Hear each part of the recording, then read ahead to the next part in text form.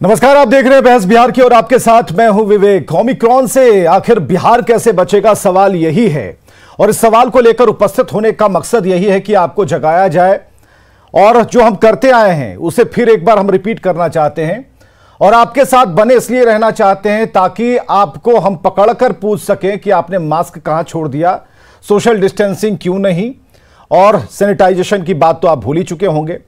Omicron के आने के बाद शायद आपको कुछ याद आ रहा होगा 2020 में किस तरह के हालात हुए थे और कैसे हमने उस हालात से पार पाने के लिए जद्दोजहद की और इस बीच कई हमारे अपने साथ छोड़कर इस दुनिया से रुखसत हो गए।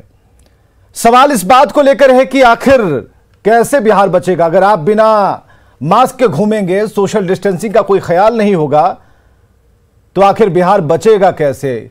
तो इसी बात पर बहस करने के लिए आज हम उपस्थित हुए हैं और कोशिश हमारी यह होगी कि आपको जगा दें अगर आप सोए हुए हैं तो। सबसे पहले एक वॉक थ्रू हम आपको दिखाते हैं। वॉक थ्रू का मतलब यह होता है कि कई लोगों से हम पूछते हैं और उन्हें जगाते हैं और पूछते हैं कि भाई आपका मास्क कहां है। जरा देखिए, एक रिपोर्ट हम आपको दिखाते हैं।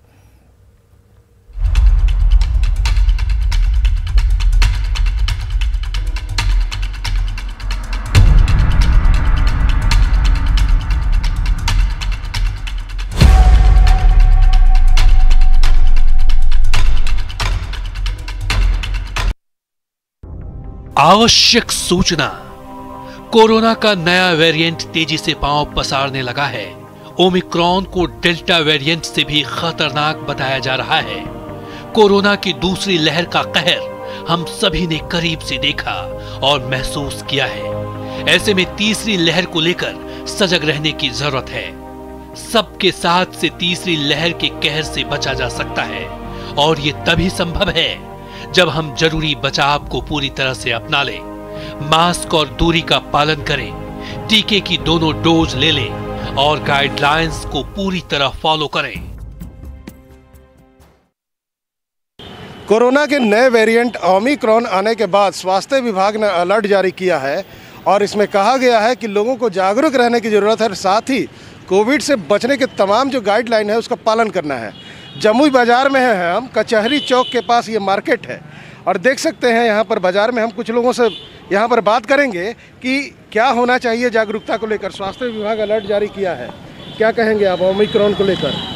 तो सबको सावधान रहना चाहिए, दूरी बना के रखना चाहिए, मास्क लगाना चाहिए। आप मास्क नहीं लगाए? जी हम जा रहे हैं, अब तो थोड़े दूर में लगाना जरूरी है ना। जी। क्या नाम है आपका? मेरा नाम सकेंदर राम हुआ सर। सकेंदर राम। एक और दुकानदार है यहाँ पर, इनसे बात करेंगे। अच्छा, मास्क कितना जरूरी है? बहुत शरीर के लिए बहुत इम्पोर्टेंट है सर, स्वास्थ्य के लिए। इसके बिना बहुत अधूरा है, कोई भी आदमी को हो सकता है, इसलिए मास्क पहनना बहुत जरूरी है। तो क्या कहेंगे लोगों से कि मास्क पहने? हाँ, हम भी कहेंगे। और आप भी पहनेंगे? हाँ जरूर जरूर, ऑफ कोर्स, इसमें कोई शक नहीं है। क्या कहना चाहेंगे आप, मास्क के साथ है? जी बिल्कुल, सभी लोग को मास्क पहनना जरूरी है अभी वर्तमान में, क्योंकि ओमी जो कोरोना है वो बहुत तेज़ी से हमारे देश में फैल रहा है और हम सभी से यही कहना चाहेंगे कि सभी को पहनना चाहिए, क्योंकि अगर सभी मास्क पहनेंगे तभी इसको रोका जा सकता है। बिल्कुल सही बात है सर, मास्क लगाना जरूरी है, सैनिटाइज रखना जरूरी है। तो आप दुकानदार हैं, लोगों को यहाँ कहेंगे? हाँ सर, अभी कहे हैं, पूछ लीजिए। अच्छा, मालूम है स्वास्थ्य विभाग अलर्ट जारी किया है? जी हाँ सर। तो क्या करेंगे आप? मास्क लगाना है, सैनिटाइज लगाना है। तो जागरूक करेंगे लोगों को? जी हाँ, बिल्कुल सही बात, जागरूक करेंगे। इनका कहना है कि बिल्कुल सही बात है। अब देखना होगा कि जिस तरह से ओमिक्रॉन फैल रहा है और इस तरह से अलर्ट जारी हुआ है स्वास्थ्य विभाग के द्वारा, आप लोग देख रहे हैं कि मास्क के साथ है, क्या कहेंगे? ये कोरोना का नया वेरिएंट ओमिक्रॉन बहुत करीब 50 देशों में फैल चुका है और इसके लिए हमें अत्यधिक सतर्क रहने की ज़रूरत है। मास्क लगा के हम बीमारी को दूर कर सकते हैं, संक्रमित होने से लोगों को बचा सकते हैं, इसलिए खुद मास्क लगाएं और दूसरों को भी लगाने के लिए सतर्क।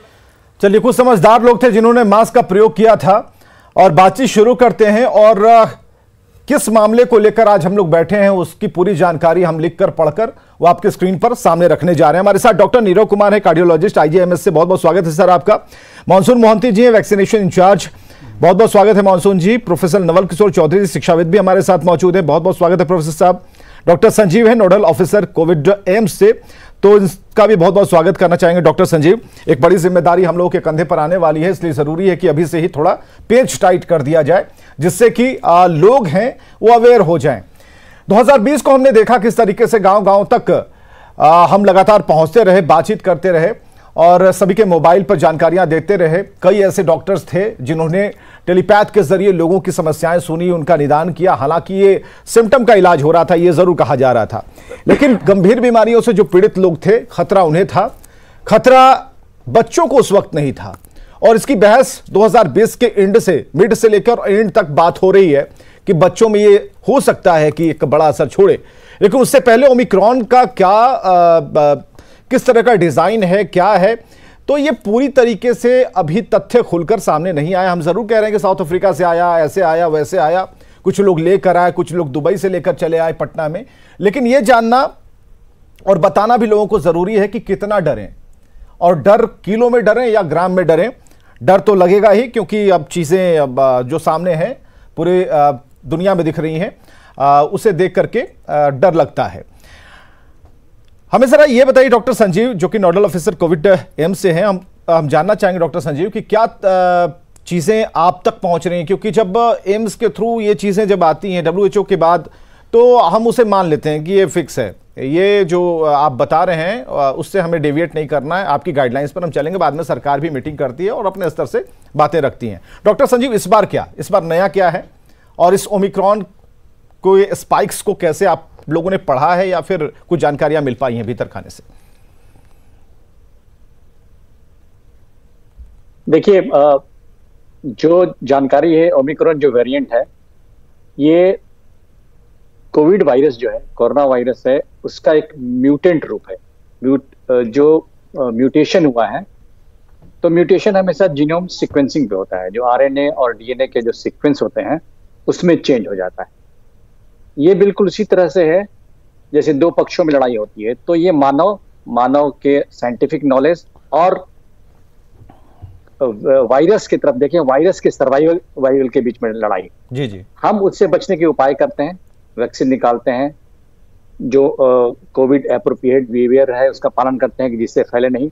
उसी तरह से वायरस भी अपने को सर्वाइव कराने के लिए, दुनिया में बने रहने के लिए नए नए तरीके अपना पड़ता है, उसमें म्यूटेशन एक।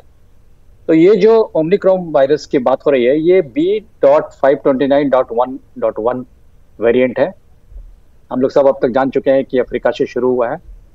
ये तो साइंटिफिक बात है कि जीनोम सीक्वेंसिंग हो गया, इसलिए ये सर्वाइव कर रहा है। यानी कि जो हमारे पुराने इससे लड़ने के उपाय थे वायरस से, जिसमें वैक्सीनेशन भी था, उससे ये पार पा चुका है। तो एक चीज जान लें कि इसके जो सिम्टम्स हैं वो बिल्कुल वही हैं जो पहले थे। दूसरी चीज है कि इसकी जो संक्रमण फैलने की जो क्षमता है, स्प्रेड होने की, वो पिछले डेल्टा वेरिएंट से ज्यादा है। यानी कि बहुत तेजी से फैलेगा। और जो हमारी डेंसिटी, पॉपुलेशन की डेंसिटी है, जैसे बिहार में प्रति वर्ग गज बहुत ज्यादा लोग रहते हैं, तो उसमें अगर एक बार आ गया तो बहुत तेजी से फैलेगा। तो फिलहाल ये डरने की बात नहीं है, सतर्क रहने की बात है। हमें इसे फैलने ही नहीं देना है। तो जो कोविड एप्रोप्रिएट बिहेवियर उसका पालन करना है। और ये तय है कि ये विदेशों से आएगा, विदेशों में फैल चुका है। तो विदेश से जो आवागमन है उस पर नजर रखनी है, विदेश से जो लोग आए उस पर नजर रखनी है, तभी हम इसको फैलने से रोक सकें। बिल्कुल। डॉक्टर नीरव कुमार भी हमारे साथ मौजूद है। डॉक्टर नीरव, ये जो सूचनाएं आ रही हैं कि ठीक है विदेश से लोग लेकर के चले आए और ओमिक्रॉन में क्या लक्षण होते हैं इस पर हम बात कर रहे हैं, तो डॉक्टर नीरव के पास हम चलना चाहेंगे, जो कि कार्डियोलॉजिस्ट IJMS के हैं। बड़ी जिम्मेदारी इससे पहले भी उन लोगों ने निभाई, आप लोगों ने, और इस बार भी एक बड़ी जिम्मेदारी होगी कि लोगों को भी अवेयर करें, इलाज भी करें, अवेयर भी करें। जहां तक डरने की बात से जुड़ा हुआ सवाल था, तो डॉक्टर संजीव ने कहा कि अवेयर रहना, जागरूक रहना है, डरना नहीं है। तो जो पहले हमने जो प्रोटोकॉल का पालन किया उसे ही हम लेकर आगे चलेंगे। लेकिन जो जानकारियां आ रही हैं कि ये इतनी गति से फैलेगा, ये ऐसे होगा, वैसे होगा, तो ऐसे में अभी तक बच्चों का वैक्सीनेशन तो हम लोगों ने नहीं कराया है। एक केस और हम देख पा रहे हैं कि जो लोग दोनों डोज ले चुके हैं उनमें भी ये लक्षण दिखे, क्योंकि जो बिहार में 2 केस ऐसे सामने आए, उन्होंने दोनों डोज ले लिए थे फाइजर के। तो अब ये कैसे इससे कितना इफेक्ट डाल पाएगा, ये सवाल है कि कितना असरदार ओमिक्रॉन का ये हमला होगा।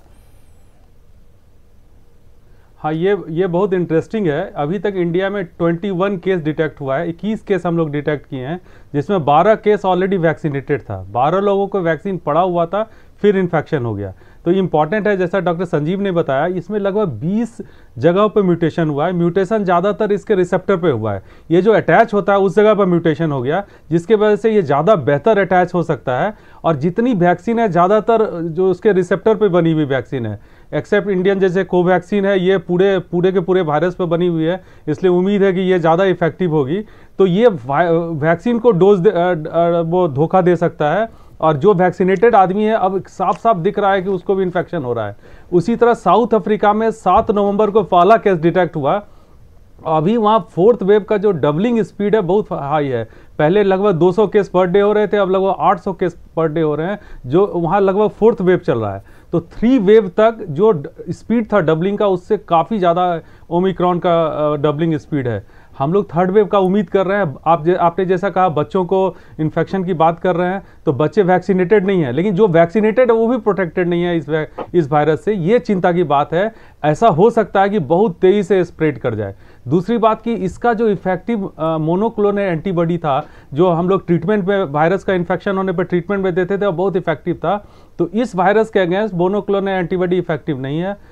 दूसरी बात है कि अभी तक अच्छी बात यह है कि अभी तक जितना इन्फेक्शन हुआ उसमें मोर्टिलिटी रिपोर्टेड नहीं है, यानी कि ये माइल्ड टाइप का ऐसा लग रहा है, लेकिन अभी तक कोई श्योर नहीं है कि क्या है। पर्टिकुलरली अगर वल्नरेबल पॉपुलेशन को हो, जैसे डायबिटिक पेशेंट को, ओल्डर एज पॉपुलेशन को, प्रेग्नेंट लेडी को हो, इम्यूनोसप्रेसिव जो है उसको हो, तो वो लोगों को होगा तो कैसा इफेक्ट होगा, मोर्टिलिटी कितनी होगी, कोई नहीं जानता। ये बस राइज है, और हम लोग ज़्यादा सजग रहें, क्योंकि डेल्टा वायरस ने पूरे भारतवर्ष को लगभग 15 दिनों में पूरा इफेक्ट कर दिया था। और उस वायरस के वजह, उस म्यूटेशन के पहले बीटा था, देन डेल्टा आया, तो डेल्टा म्यूटेशन की वजह से इतना तेज़ी से स्प्रेड हुआ। और पूरे इंडिया में लगभग कोई ऐसी फैमिली नहीं है जिसके फैमिली में लोगों का डेथ नहीं हुआ। पूरे वर्ल्ड वाइड लगभग 52 मिलियन लोगों का डेथ हो चुका है इससे। तो ये म्यूटेशन खतरनाक हो सकता है, पॉसिबिलिटी है, लेकिन एग्जैक्ट हम लोग को नहीं पता। बच्चे इन्फेक्टेड हो रहे हैं, बच्चे एडमिटेड भी हो रहे हैं यूएसए में, हम लोग अभी उन्हीं का वो ले सकते हैं। और इतने बड़े देश में हर जगह से लोग, पोरस बॉर्डर है, हर जगह से लोग आ रहे हैं, और लोगों की टेंडेंसी है खुद से, जबकि प्रोड्यूस होना चाहिए, लोग खुद से आके जांच नहीं करा रहे। बहुत सारे लोग बचने की कोशिश बस कर रहे हैं। डॉक्टर नीरव, यही दिक्कत है कि खुद लोगों को अवेयर रहना चाहिए, लेकिन ये हो नहीं पाता। जब सब्जी मंडियों में जाकर हम पूछते हैं, हर जगह जा रहे हैं, तो लोग इस तरीके से बिहेव करते हैं जैसे कि अभी कुछ है नहीं। हाँ, ये ज़रूर कहते हैं कि अभी थोड़ा बचा हुआ है। अब कौन सा ऐसा पैमाना है जिससे वो नाप रहे हैं हवा में कि कोरोना थोड़ा बचा हुआ है, लेकिन उसके बाद भी मास्क नहीं लगाएंगे, इस बात की वो गारंटी दे रहे हैं। मानसून मोहंती के पास चलने से पहले प्रोफेसर नवल किशोर चौधरी जी के पास हम चलते हैं। शिक्षाविद हैं, और इनके ऊपर सबसे बड़ी जिम्मेदारी है, चाहे ये सरकार से जुड़े हुए कोई मसले हो, या फिर किसी योजनाओं को लेकर हो, किसी घोटाले को लेकर हो, या फिर तैयारियों को लेकर हो। तो हम जानना चाहेंगे प्रोफेसर नवल किशोर चौधरी जी कि किस तौर पर आप देख रहे हैं, ओमिक्रॉन की माला तो सब जप रहे हैं, लेकिन इसके बीच में केंद्रित जो वजह है वो क्या है, और कितने हम तैयार हैं, कैसे आप कैलकुलेट कर पाते हैं एक अर्थशास्त्री होने के नाते? विवेक जी, ओमिक्रॉन के जो साइंटिफिक पहलू हैं उस पर अभी आपने 2 डिस्टिंग्विश्ड डॉक्टर्स जो हमारे पैनल में शामिल हैं उनके विचार सुने। मैं एक नागरिक के नाते भी डॉक्टरों को सुनता रहता हूँ। मीडिया का ज़माना है, आप जानते हैं, इलेक्ट्रॉनिक मीडिया बहुत फास्ट, और बड़े बड़े विद्वान डॉक्टर्स उपलब्ध हैं। तो उस पर अभी रिसर्च जारी है, मैं उस पर कमेंट करने का अधिकारी नहीं हूँ, लेकिन इतना अवश्य है कि खतरा है, डेंजर इज रियल, और संभव है यह पहले से बड़ा खतरा हो। तो हमको उससे बचने का उपाय करना चाहिए, ये मानकर चलना चाहिए। और अभी बात आई है कि वैक्सीनेटेड लोगों को भी ये हो रहा है, ये तो पहले से जानी हुई बात थी। यहाँ के टॉप डॉक्टर्स, नेशनल और इंटरनेशनल लेवल के लोग कह रहे थे कि वैक्सीन कोई गारंटी नहीं है इन्फेक्शन के अगेंस्ट में, कोई गारंटी नहीं था। अर्लियर वेरिएंट्स के खिलाफ भी गारंटी नहीं था। गारंटी सिर्फ ये थी कि उसका जो असर होगा वो थोड़ा कम होगा, हॉस्पिटलाइजेशन कम होगा, मोर्टेलिटी कम होगा। लेकिन वैक्सीनेशन आपके लिए गारंटी नहीं था कि इन्फेक्शन नहीं होगा। आज जो तथ्य आ रहे हैं वो ओमिक्रॉन नए वेरिएंट के बारे में आ रहे हैं कि गारंटी नहीं है, तो ये तो पहले से मालूम था। तो सवाल है कि दो स्तर पर एक्ट करने की जरूरत है, एक प्रिवेंटिव है और दूसरा क्यूरेटिव है। क्यूरेटिव का सीधा संबंध अस्पतालों से है।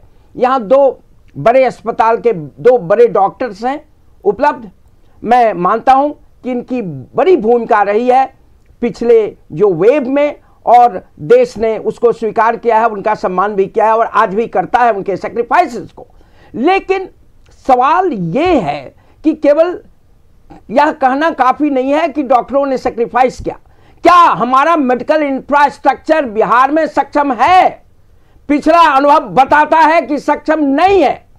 एम्स की भूमिका बेहतर रही थी, एम्स के प्रतिनिधि यहां बैठे थे, लेकिन पीएमसीएच का क्या हाल था? आप रिवाइंड कीजिए अपने प्रोग्राम्स को। पटना मेडिकल कॉलेज का बहुत बुरा हाल था। नालंदा मेडिकल कॉलेज में बड़ी संख्या में कोरोना पेशेंट्स गए और उसने बड़ी भूमिका वहां के डॉक्टरों ने निभाई, इसमें दो राय नहीं है। लेकिन इनएडिक्वेट इंफ्रास्ट्रक्चर था। जब ये खतरा सामने आ रहा है और यह कहा जा रहा है कि ये ज्यादा खतरनाक हो सकता है, इसकी डेंसिटी अधिक होने के कारण, जो ठीक ही कहा डॉक्टर साहब ने, इसका स्प्रेड बहुत फास्ट हो सकता है और आज ये मोर्टेलिटी नहीं है, कल ये मोर्टेलिटी हो सकती है।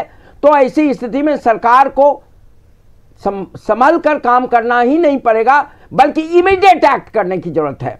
और जो शिकायतें आई थी पिछले वर्षों में, जो पिछले 2 साल में पटना मेडिकल कॉलेज और बिहार के मेडिकल इंफ्रास्ट्रक्चर को, उन शिकायतों को दूर करने की बात होनी चाहिए। लेकिन जो एक नागरिक के रूप में हमारे पास नॉलेज उपलब्ध है, उससे मुझे ऐसा आश्वस्त होने के लिए आधार नहीं मिलता कि सरकार बहुत अलर्ट रही है। सरकार भी सुस्त हो गई है, जनता तो केयरलेस है ही, और आप देख ही रहे हैं कि वो कोरोना एप्रोप्रिएट बिहेवियर का पालन नहीं कर रही है। और वहां काम करने की जरूरत है, पब्लिक अवेयरनेस की जरूरत है, सोशल रिप्रेजेंटेटिव्स की जरूरत है, सोशल लीडर की जरूरत है, इंस्टीट्यूशनल लीडर की जरूरत है। मैं उसको नकार नहीं सकता, मैं उसके महत्व को जो रेखांकित करता हूं। लेकिन what about the medical fraternity? डॉक्टरों की संख्या इतनी कम है, आज भी क्यों है? पैरामेडिकल स्टाफ कहां है? जो हमारे पास जो मेडिकल हार्डवेयर है उसकी क्या स्थिति है? ये इस पर तो सरकार को सामने आना चाहिए। मंगल पांडे जी को आना चाहिए, बताना चाहिए। जो हमारी स्थिति पिछले कोरोना काल में सेकंड वेव में हुई थी वो नहीं हो, इसके लिए सरकार ने क्या उपाय किए? बिल्कुल, प्रोफेसर मनोज किशोर चौधरी ये कह रहे हैं कि भाई आप युद्ध लड़ने चले हैं, कॉन्फिडेंस भी लाना जरूरी है, अपने हथियार तो दिखाएंगे, और सबसे बड़े हथियार तो डॉक्टर हैं, पैरामेडिकल स्टाफ हैं, तो उसके बारे में एक ट्रांसपेरेंसी बिल्कुल की भी जरूरत पड़ेगी। बिल्कुल ट्रांसपेरेंसी रहनी चाहिए। जरा हमें बताएंगे मॉनसून मोहंती जी, क्या वैक्सीनेशन का हाल है और क्या रफ्तार है? क्योंकि बहुत बड़ा आयोजन तो हुआ, लेकिन इसके ग्राउंड में क्या है, जरा ये बताइए, ताकि ये ट्रांसपेरेंसी बनी रहे। लोग बहुत देखते हैं इस कार्यक्रम को। विवेक जी शुक्रिया। मैं यही बोलना चाहता हूं कि वैक्सीनेशन का रफ्तार बहुत तेज़ी से बढ़ा है, और आपका दूसरा स्टेट के कंपैरिजन अगर करेंगे, बिहार बहुत अच्छे कंडीशन में है। ये सबको पता है। जिस तरह से आपने लास्ट 3 महीने में जिस लगन के साथ लोगों ने काम किया और जो कवरेज बढ़ा है, ये काबिल तारीफ़ है। और जो अभी भी आप देखेंगे ऑलमोस्ट जो स्ट्रैटेजी के साथ अर्बन पॉपुलेशन को आपने अचीव किया 100% के साथ, फिर रूरल का आपका जो है वो 80% के करीबन आपका है। तो ये आपको एक इंडिकेशन देता है कि सीवियरिटी को ये हम कंट्रोल कर सकते हैं। इस वायरस के साथ जो सीवियरिटी का बात होता है उसको हम कंट्रोल कर सकते हैं। और साथ ही साथ ये भी हमारे जो आपका इंफ्रा का बात आ रहा है, अभी इस बार जो सेकेंड वेव आया था और थर्ड वेव में बहुत अंतर है। इस बार थोड़ा आपका अच्छे से आपका प्रिपेयर्डनेस लेवल अच्छा है। बहुत सारी जगह का जो ऑक्सीजन का कमी था, इस बार सारी जगह पे आपका ऑक्सीजन का प्लांट्स बैठा दिया गया है। ये सारे रिक्वायरमेंट्स पूरे हो चुके हैं। निक्कू पिक्कू का ऊपर काम चल रहा है, वो सारे चीज़ें एस्टेब्लिश हो चुके हैं। डॉक्टर का ट्रेनिंग का बात हो रहा है, तो स्किल वगैरह के लिए ऑलरेडी एम्स के साथ डॉक्टर सर संजीव सर भी हैं, तो उनके साथ मिलके वो सारे ट्रेनिंग प्रोग्राम भी चल रहा है। तो कहीं ना कहीं पे सरकार इस बार बहुत मतलब अपफ्रंट में है, बहुत अच्छे से काम कर पा रहा है। और इस बार मैं आपको ये भी बताऊंगा कि लोगों को भी एक अपना एक जिम्मेदारी निभाना पड़ेगा, सरकार का एक जिम्मेदारी है, मगर सारे चीज़ आपका जोर जबरदस्ती प्रशासन के थ्रू कराना का मतलब प्रयास नहीं किया जा सकता है। जो लोग पर्टिकुलरली बाहर से आ रहे हैं कि उनका भी अपना एक निजी जिम्मेदारी होना चाहिए, मतलब उनके दायित्व रहना चाहिए कि मैं अगर आ रहा हूँ 7 दिन का क्वारंटाइन मुझे होम आइसोलेशन किया जा रहा है तो उसका मैं ठीक से पालन करूँ, ना कि मैं शादी में चला जाऊँ। क्योंकि ये बात मुझे आज भी याद आता है, जो पहला फेज में एक केस आया था आपका पटना में, जो एक शादी में एक इंसान हो रहा था और 100 लोग पॉजिटिव हुए थे। ये चीज़ों को हमको भूलना नहीं चाहिए। और इसका जो स्प्रेड रेट है ये डेल्टा से आपका बहुत ज़्यादा है, तेज़ी से फैलता है। तो उस एंगल से अगर हम देखेंगे तो अपना भी एक जिम्मेदारी बनता है एक नागरिक के हिसाब से। हमको जो उस समय भी एक हम सुनते थे, जब भी मैं काम करता था तब वो एक बात सुनते थे, बिहार में कोरोना कहाँ, और आज भी वही लट लगाया जाता है कि बिहार में कोरोना कहाँ। लेकिन doctor Sanjeev, professor Naval Kishore Chaudhary, monsoon Mohanty जी और डॉक्टर नीरव कुमार, हम सब कहना चाहेंगे कि 6:30 बजे एक स्पेशल प्रोग्राम हम आज दिखाने वाले, एक बहुत बड़ा खुलासा करने वाले हैं।